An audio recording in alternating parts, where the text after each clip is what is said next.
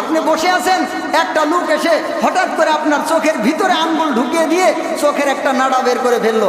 আপনি বললেন আমি তোর কি ক্ষতি করছি? কই না, কোনো ক্ষতি করস নাই, দেখি চোখের পিছনে যে তারটা আছে এটা কত বড় লম্বা। কথা মনে হয় বুঝে নাই। চোখের পিছনে তার দেওয়া আছে না ব্রেনের সাথে, এটা কি পরিমাণ লম্বা, এটা দেখার জন্য আমি এটা করছি, তোর সাথে কোনো সমস্যা নাই। আইন শৃঙ্খলা, আইন এত গুরুত্বপূর্ণ।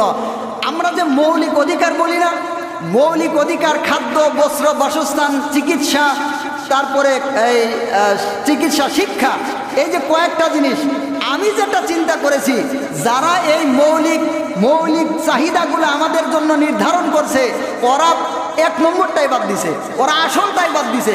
খাদ্য, বস্ত্র, বাসস্থান, শিক্ষা, চিকিৎসা, এগুলা যে আমাদের মৌলিক অধিকার, এগুলো আমাদের মৌলিক চাহিদা।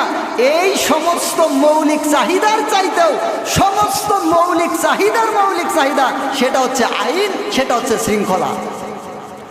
কারণ খাদ্য না খেয়েও মানুষ 3 দিন পর্যন্ত দাঁত নেগে বাঁচতে পারবে, পানি না পান করেও মানুষ কয়েকদিন পর্যন্ত জিহ্বা ঝুলে বাঁচতে পারবে। তারপরে চিকিৎসা না পাইলেও মানুষ মূর্খ হয়ে কোনো মতে জীবনযাপন করতে পারবে। চিকিৎসা না পাইলেও কিছু মানুষ কেকায়ে ঘুঙ্গায়ে কিছুদিন বাঁচবে, কিন্তু আইন যদি না পায় মানুষ 1 সেকেন্ডও বাঁচবে না। কে কাকে কখন কিভাবে মারবে এর কোনো অবস্থাই থাকবে না, এর কোনো খবরই থাকবে না।